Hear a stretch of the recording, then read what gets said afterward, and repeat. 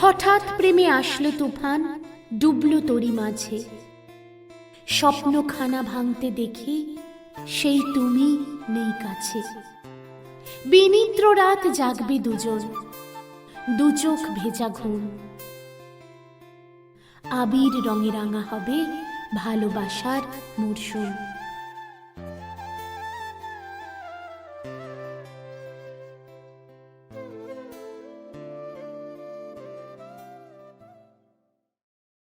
এর আগের পর্বে আপনারা শুনেছেন স্মৃতির পাতা উল্টাতে উল্টাতে দীর্ঘক্ষণ রুদ্রজিৎ বসেছিল কার্শিয়াংয়ের চিমনি গ্রামের ভিউ পয়েন্টে।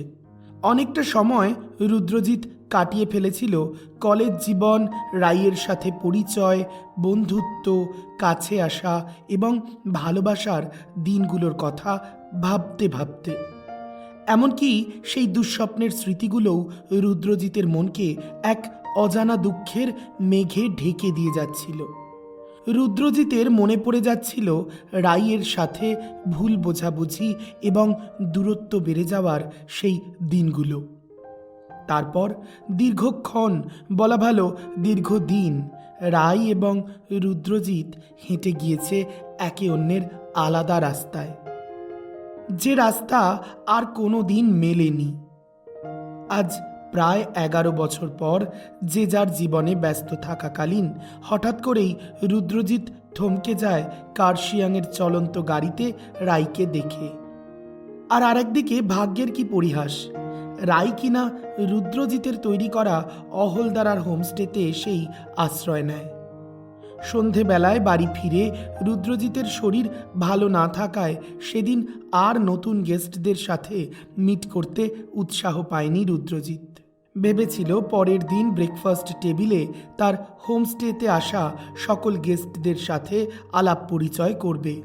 পরের দিন ভোরবেলা যখন কফির কাপে চুমুক দিতে দিতে 3 তলার খোলা বারান্দায় এসে দাঁড়িয়েছিল রুদ্রজিৎ, তখন ও নিজের চোখকেই বিশ্বাস করতে পারছিল না।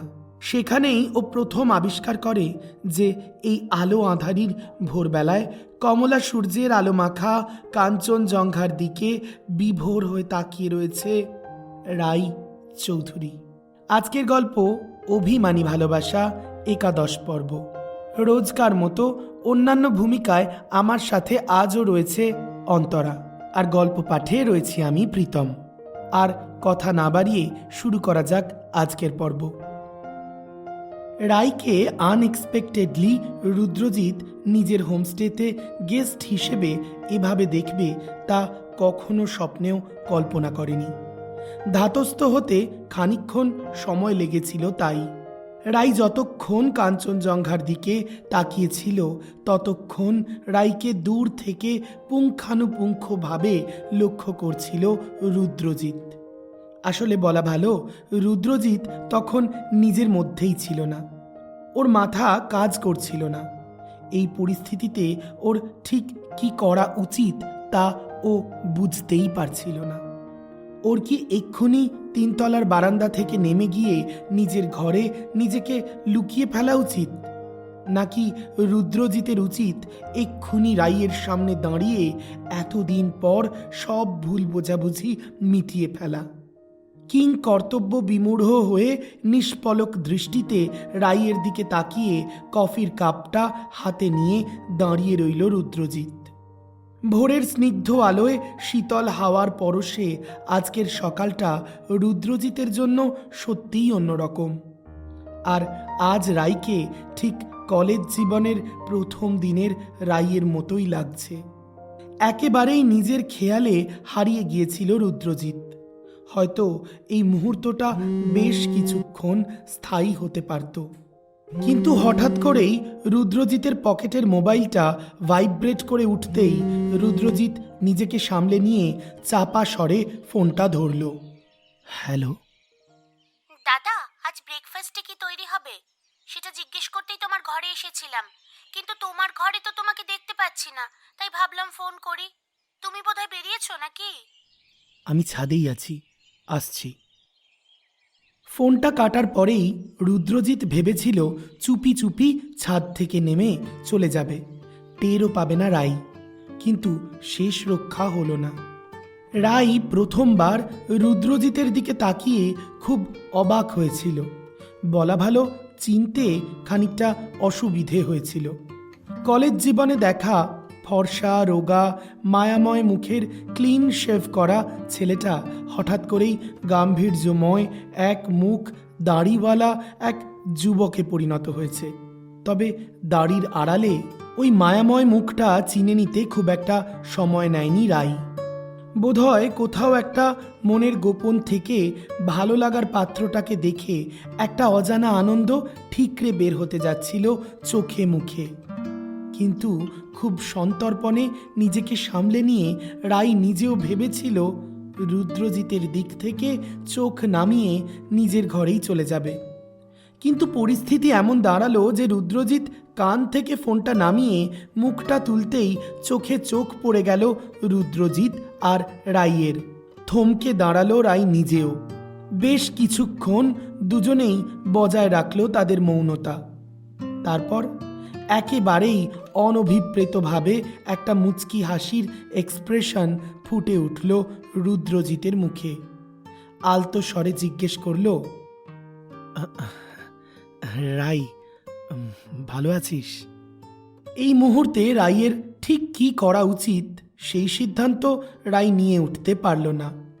এক্সকারশনের শেষ দিনের সেই ঘটনাটা কি মনে রেখে এখনই রুদ্রজিতের প্রশ্নের কোনো প্রতিউত্তর না দিয়ে ঘরে চলে যাওয়া উচিত, নাকি এতদিন পর দেখা হওয়ায় ন্যূনতম সৌজন্যবোধটুকু দেখিয়ে কথা বলা উচিত রাইয়ের?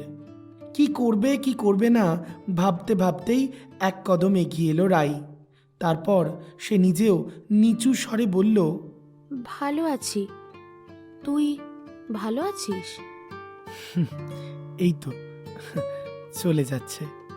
এখানে তোকে হঠাৎ দেখব সেটা খুব আনএক্সপেক্টেড।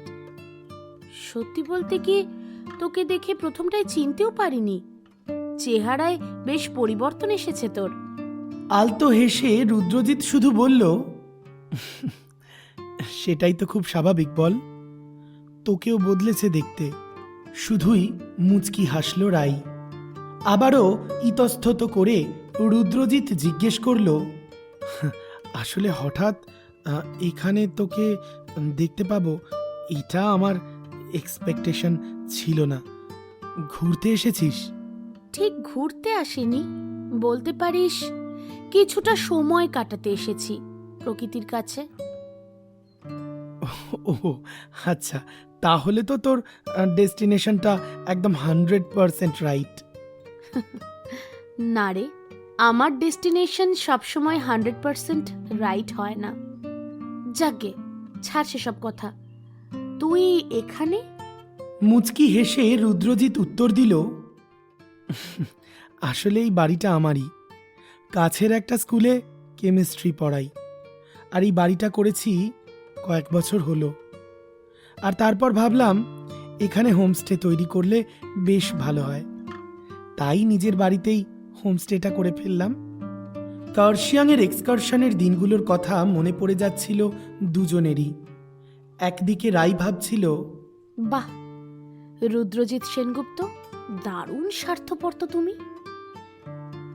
একদিন যে স্বপ্ন দুজনে মিলে দেখেছিলাম, সেই স্বপ্ন বাস্তবে তুই পূরণ করে ফেললি, তাও আমাকে বাদ দিয়ে। মনে মনে অনেক কিছু চললেও মুখে তার জবাব দিতে পারল না রাই। শুধু মুখে এটুকুই বলল, বাহ, কংগ্রাচুলেশনস। ঠিক তোরা যেমনটা চেয়েছিলি তেমনটাই পেয়েছিস বল। আসলে আমারই বোঝা উচিত ছিল, কারণ আমি তো গতকাল যখন এনজেপি স্টেশনে নেমেছিলাম তখনই বহ্নিশিখাকে দেখতে পেয়েছিলাম। তার মানে ফাইনালি তুই আর বহ্নিশিখার স্বপ্নের সংসার দারুণ চলছে, তাই তো?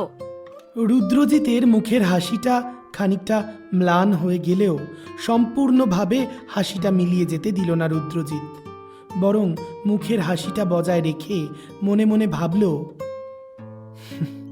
রায়চৌধুরী, আজও ভুল বুঝে চলেছিস আমায়। কি এমন বলেছিল বহ্নিশিখা তোকে? অথবা কি এমন দেখেছিলি আমাদের দুজনের মধ্যে, যার জন্য এত বড় ভুল বোঝাবুঝি তৈরি হলো? আজও তো কিছুই খোলসা করলি না। কিন্তু মুখে শুধুই বলল, ও সব কথা ছাড়, যা রুমে গিয়ে ফ্রেশ হয়ে নে, ব্রেকফাস্ট টেবিলে বরং দেখা হচ্ছে। এই বলে রুদ্রজিৎ সিঁড়ির দিকে পা বাড়াতে যাবে, ঠিক তখনই পিছন থেকে রাই বলল, ভাবছি ব্রেকফাস্ট করব না, এক কাপ চা হলেই চলবে। ধোঁয়া ওঠা গরম চা, আর সাথে চা বাগানের মাঝখানে ছোট্ট একটা হোমস্টে। সত্যি একটা স্বপ্ন বল, যে স্বপ্ন তোর জীবনে সত্যি হয়েছে, আমার জীবনে সত্যি হয়নি ঠিকই, কিন্তু একটা দিনের জন্য ভাবছি চা বাগানে বসে এক কাপ গরম চা খেয়ে খানিকটা সময় কাটাবো। খুব ভালো করেই রুদ্রজিৎ বুঝতে পারল রাইয়ের কথার ইঙ্গিত।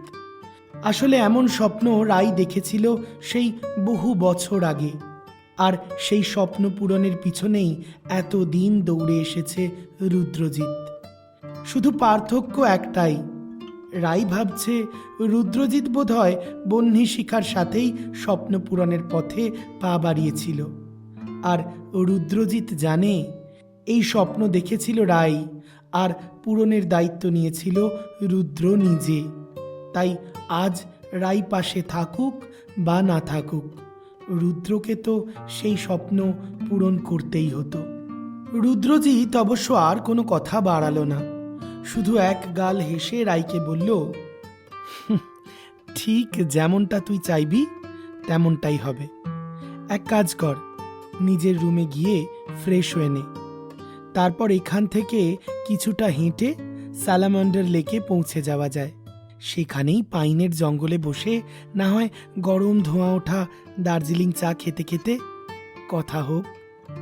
না না, আপত্তি জানালো না রাই নিজেও, শুধু বলল, এক কাজ কর না, আজকে চায়ের আড্ডায় বহ্নি শিখাকেও নিয়ে আয়।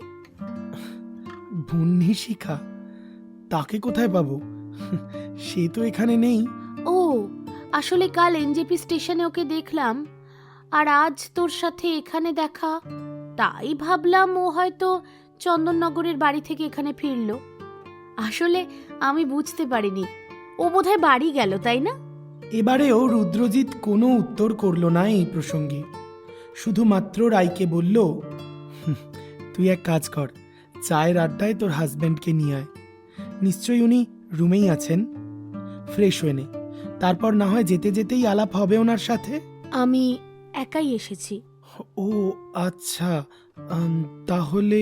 খানিকটা ইতস্তত করছিল রুদ্রজিৎ, ঠিক তখনই রাই বলে উঠল, তাহলে আর কি, তোর যদি আপত্তি না থাকে আমরা দুজনেই যেতে পারি চায়ের আড্ডায়। দুজনেই দুজনের দিকে তাকিয়ে নীরব সম্মতি জানিয়ে যে যার নিজের ঘরে চলে গেল। রুদ্রজিৎ নিজের ঘরে ঢুকে বেশ কিছুক্ষণ থমকে বসে রইল, আর খুব ভালো করেই বুঝতে পারল যে রাই সেই এক্সকারশনের ভুল বোঝাবুঝি থেকে কোথাও একটা বিশ্বাস করতে শুরু করেছে রুদ্রজিৎ বোধহয় বহ্নি শিখার জন্যই রাইয়ের সাথে প্রতারণা করেছে। এমনকি রুদ্রজিৎ এটাও বুঝল যে রাই আজও বিশ্বাস করে যে রুদ্রজিৎ আর বহ্নি শিখা দুজনে দুজনের সাথে সম্পর্কে জড়িয়েছে এবং সেই সম্পর্কের পরিণতিও পেয়েছে। কিন্তু এটা ভেবে ভারী অবাক লাগলো যে এর কোনোটাই তো সত্যি নয়। সত্যিই কি সে কথা জানে রাই? বেশ কিছুক্ষণ এভাবে বসে থাকতে থাকতে চোখটা জড়িয়ে আসছিল। সম্বিত ফিরল ঘরের দরজায় ধাক্কার আওয়াজে। স্যার, স্যার, আজ কোথায় যাবেন? গাড়ি বের করব? না না, আজ আর গাড়ি বের করতে হবে না। আজ আমি স্কুল থেকে ছুটি নিয়েছি, আর আমি এখনই আমার এক পরিচিত গেস্টকে নিয়ে একটু সালামান্ডার লেকের দিকে যাব। তাই আজ গাড়ি বের করার কোনো প্রয়োজন নেই কুশল। তার চেয়ে বরং তুমি প্রিয়ার থেকে জেনে নিও আজ লাঞ্চ বা ডিনারের জন্য কি কি বাজার আনতে হবে। ওকেই টাকা দেওয়া আছে, তুমি বরং আজকে একটু বাজারটা করে নিও প্লিজ। ছোটোখাটো চেহারার পাহাড়ি ড্রাইভার কুশল ঘাড় নেড়ে সম্মতি জানিয়ে চলে গেল। তারপর রেডি হতে থাকলো রুদ্রজিৎ। গায়ে চড়িয়ে নিল গরম জামা, আর তারপর ঘর থেকে বেরিয়ে এসে একতলার করিডরে দাঁড়িয়ে থাকতে থাকতেই দেখল রাই নিজেও রেডি হয়ে নেমে এসেছে নিচে। তাহলে যাওয়া যাক। নিশ্চয়ই, চল। চায়ের ফ্লাস্ক আর কিছু ডিসপোজেবল কাপ সঙ্গে নিয়ে লেকের পথে পা বাড়ালো দুজনেই। পাহাড়ের প্রতিটা আঁকে বাঁকে বোধহয় দুজনেই নিজেদের ফেলে আসা জীবন, একে অন্যকে দেওয়া প্রতিশ্রুতি আর একসাথে দেখা স্বপ্নগুলো নিয়েই চিন্তা করছিল। তাই যাওয়ার রাস্তায় সে অর্থে কেউই কারোর সাথে খুব একটা বাক্য বিনিময় করেনি। সালামান্ডার লেকে যাওয়ার রাস্তায় একটা অনেক প্রাচীন বৌদ্ধ মোনাস্ট্রি পড়ে, আর এই পরিবেশটা এখানে আসার পর থেকে ভীষণ প্রিয় হয়ে উঠেছে রুদ্রজিতের। যাতায়াতের পথে যখনই এতটুকু সময় পায়, অন্তত 10-15 মিনিটের জন্য এই বহু প্রাচীন মাটির মোনাস্ট্রিটার ভিতর অন্তত কিছুক্ষণের জন্য গিয়ে চুপটি করে বসে থাকে রুদ্রজিৎ। আজ যদিও নিজে একা নেই, তার পিছন পিছন খানিকটা দূরেই তাকে ফলো করে হেঁটে আসছে রাই, যে রাইকে ও চিনত বহু বছর আগে। এখন অবশ্য সেই রাইয়ের সাথে আজকের এই রাইয়ের মিল পাওয়া যায় না। তাই মাথাটা পিছন দিকে ঘুরিয়ে রাইয়ের দিকে তাকিয়ে জিজ্ঞেস করল, অনেক দিনের পুরনো এই মোনাস্ট্রি, আমি প্রায় দিনই খুব আসি, শান্তির জায়গা ভীষণ, যাবি একবার? মুখে কিছু না বললেও নীরব সম্মতি জানালো রাই। তারপর মোনাস্ট্রির ভেতরে মাটির মেঝের উপর বাবু হয়ে বসে পড়ল রুদ্র। চোখ বন্ধ করে বেশ কিছুক্ষণ বুদ্ধ মূর্তির সামনে মাথা নিচু করে সময় কাটালো। রাই যদিও বাইরের স্তম্ভের কাছটায় বসে রইল, আর রুদ্রজিতের দিকে তাকিয়ে মনে মনে ভাবল, বেশ ভালোই আছি সময় ছেড়ে, থাকবি নাই বা কেন? বন্যী শিক্ষার তোর মধ্যে ব্যাপারটা আসলে আমার সাথে পরিচয় হওয়ার আগেই শুরু হয়েছিল। আমি বোধহয় তোদের মাঝে চলে এসেছিলাম, কিন্তু কি করে এতটা বোকা হয়ে গেলাম বলতো? একটা বারের জন্য টেরও পেলাম না। শেষে কিনা অতগুলো দিন কাটানোর পরে, এত কিছু স্বপ্ন দেখার পরে এক্সকারশনে এসে আমার চোখ খুলল। আসলে সত্যিটা তো জানতেই পারতাম না। যদি এক্সকারশন থাকাকালীন তোর জন্মদিনের দিন তোকে সারপ্রাইজ দেব বলে না বলে কেক নিয়ে তোর ঘরে পৌঁছে যেতাম। ভালোই করেছিলাম সেদিন তোকে না জানিয়ে। তোকে জানালে তো আসল সত্যিটা জানা হতো না আমার। এক দৃষ্টে রুদ্রজিতের দিকে তাকিয়ে কথাগুলো ভাবতে ভাবতে অদ্ভুত রাগে অভিমানে মুখটা গম্ভীর হয়ে গেল রাইয়ের। তারই মধ্যে প্রার্থনা শেষ করে রুদ্রজিৎ বেরিয়ে এলো মোনাস্ট্রির বাইরে। রাইয়ের থমথমে মুখটার দিকে তাকিয়ে কিছুটা সংকোচ নিয়েই বলল, তোর বোধহয় কিছুটা সময় নষ্ট করলাম। অস্ফুটে রাই উত্তর দিল, কিছুটা নয়, আমার অনেকটা সময় নষ্ট করেছিস তুই। উত্তরটা শুনে শুধুই দীর্ঘশ্বাস ফেলল রুদ্রজিৎ। আবার ওরা হেঁটে চলল পাইন বনের জঙ্গলে ঘেরা রাস্তা দিয়ে সালামান্ডার লেকের দিকে। লেকের পাশের চা বাগানটায় পৌঁছে একটা কাঠের বেঞ্চে বসে পড়ল রুদ্রজিৎ, আর সেই বেঞ্চের পিছন দিকে গিয়ে রুদ্রজিতের বিপরীত মুখে বসল রাই। রুদ্রজিৎ খানিকটা অবাক হলেও রাইকে তার পাশে এসে বসার জন্য অনুরোধ করল না। শুধুমাত্র এক কাপ চা ফ্লাস্ক থেকে ঢেলে এগিয়ে দিল ওর দিকে। গরম চায়ে চুমুক দিতে দিতে মৌনতা কাটিয়ে রাইকে জিজ্ঞেস করল রুদ্রজিৎ, তোর হাজব্যান্ড আসেননি সঙ্গে? না, আসেনি, ব্যস্ত থাকে তো তাই। ও আচ্ছা, তোর তো আমেরিকাতে। চমকে উঠল রাই। মনে মনে ভাবল, রাইয়ের বিয়ের পর রাইয়ের আমেরিকায় চলে যাওয়ার ব্যাপারে রুদ্রজিৎ জানল কি করে? এ কথা তো রুদ্রজিতের জানার কথাই নয়। ঘাবড়ে না গিয়ে জবাব দিল রাই, হ্যাঁ আমেরিকাতে, তবে এখন আর আমেরিকাতে নেই, এখানেই আছি। রুদ্রজিৎ খুব ভালো করেই বুঝতে পারল নিজের সম্বন্ধে খুব একটা কথা বাড়াতে চাইছে না রাই, তাই খুব বিশেষ কিছু জিজ্ঞেস করল না। শুধু জানতে চাইল কাকু কাকিমা ভালো আছেন। বাবা মারা গেছেন, মায়ের বয়স হয়েছে, আপাতত আয়া রেখে দেওয়া হয়েছে দেখাশোনা করার জন্য। ও আচ্ছা, এক্সট্রিমলি সরি। আসলে কাকুর চলে যাওয়ার ব্যাপারটা আমি... হ্যাঁ, সেটা তো আর তোর জানার কথা নয়। যাই হোক, তুই বল, তোর বাবা মা ভালো আছেন? বিষণ্ণ মুখে রুদ্রজিৎ জবাব দিল, দুজনেই গত হয়েছেন বেশ কিছু বছর। চন্দননগরের বাড়ির সাথে আর সেভাবে কোনো সম্পর্ক নেই আমার। বাবা মা চলে যাওয়ার পর সেভাবে আর যাওয়া হয় না রে। আমরাও চন্দননগরের বাড়িটা বিক্রি করে দিয়েছি অনেকদিন আগেই। আপাতত মা থাকে উত্তরপাড়ার ফ্ল্যাটে। দীর্ঘশ্বাস ফেলল দুজনেই। তারপর রাগী দৃষ্টিতে রাই তাকালো রুদ্রজিতের দিকে আর জিজ্ঞেস করল, সেদিন আমি যদি কেকটা নিয়ে তোকে সারপ্রাইজ দেব বলে তোর রুমে না যেতাম, তাহলে সবটাই আমার কাছে অজানা থেকে যেত। বল, কেন জানাসনি আমায় আগে? তুই আর বন্যী শিখা দুজনে মিলে কেন আমার কাছে গোপন করে গেছিস তোদের সম্পর্কের ব্যাপারটা? রুদ্রজিৎ বুঝতে পারল যে ওর ধারণাটাই ঠিক। রাই রুদ্রজিৎকে বন্যী শিখার সঙ্গে সম্পর্কে যুক্ত থাকার ব্যাপারেই ভুল বুঝেছে এতদিন। কিন্তু সেদিন ঠিক কি দেখেছিল আর তারপরে যে রিয়াকশন আর কনসিকুয়েন্সেস চলেছে তা সম্পর্কে বেশ ধোঁয়াশা সৃষ্টি হতে থাকে রুদ্রজিতের মনে। কি এমন দেখেছিলি সেদিন? আমার তো এখনো স্পষ্ট মনে আছে। এক্সকারশনে এসে ফেরত যাওয়ার আগের দিন আমার জন্মদিন ছিল, আর সেই দিন আমি তোর জন্যই অপেক্ষা করছিলাম আমার রুমে।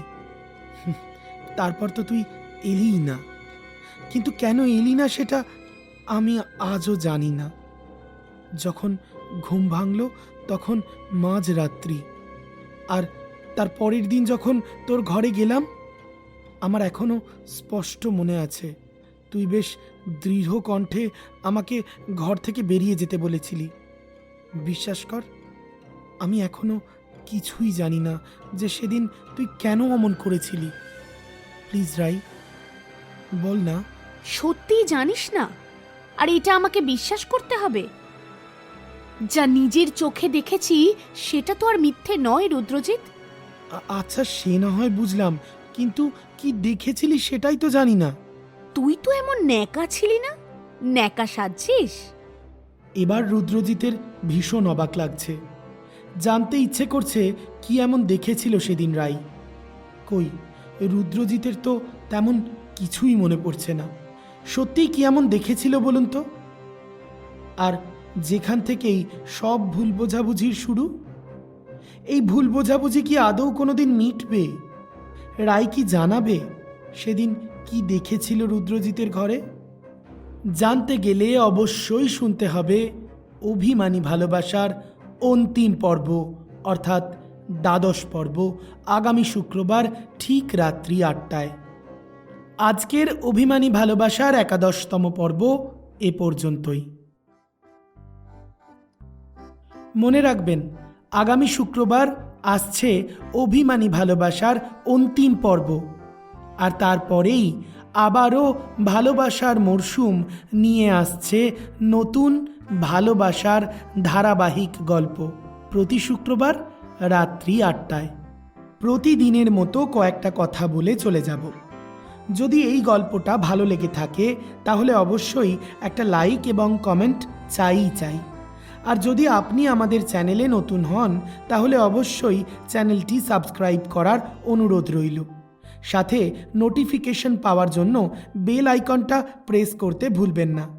এখন থেকে ভালোবাসার মরশুম ওয়েবসাইটেও অ্যাভেলেবেল, www.bhalobasharmorsum.com। এই ওয়েবসাইটের লিংক আমি ডেসক্রিপশন বক্সে দিয়ে রাখলাম। আর সঙ্গে রইল ভালোবাসার মরশুমের ফেসবুক পেজের লিংকটাও, সম্ভব হলে ফলো করে দেবেন। যাওয়ার আগে বলে যাই, আগের পর্বে যে 10 জন সঠিক উত্তরদাতা প্রথম সঠিক উত্তর দিয়েছিলেন তাদের নাম: আগের পর্বে যারা সঠিক উত্তর দিয়েছিলেন তারা হলেন স্নেহা দাস, সঞ্চারী নায়েক, শ্রীকান্ত ঘড়ুই, সৃজা সরকার, মেঘা কর্মকার, অর্ণব ব্যানার্জি, শুভ, শায়েদ মেহরাজ, চিত্ত মণ্ডল, সঞ্চিতা দাস এবং বিপাশা সেনগুপ্ত। এবার চলে আসি আজকের পর্বের প্রশ্নে। আজকের প্রশ্ন হল, রুদ্রজিৎ কোন সাবজেক্টের টিচার? চটপট কমেন্ট বক্সে লিখে ফেলুন সঠিক উত্তরটা। প্রথম 10 জন সঠিক উত্তরদাতার নাম প্রতি পর্বের মতো আগামী পর্বে আবারও ঘোষণা করব। আজ তবে এইটুকুই। কথা হচ্ছে আগামী মঙ্গলবার ঠিক দুপুর 3:30 আর আগামী শুক্রবার রাত্রি 8টায়। ভালো থাকবেন সবাই, ভালোবাসার মরশুমের সঙ্গে থাকবেন।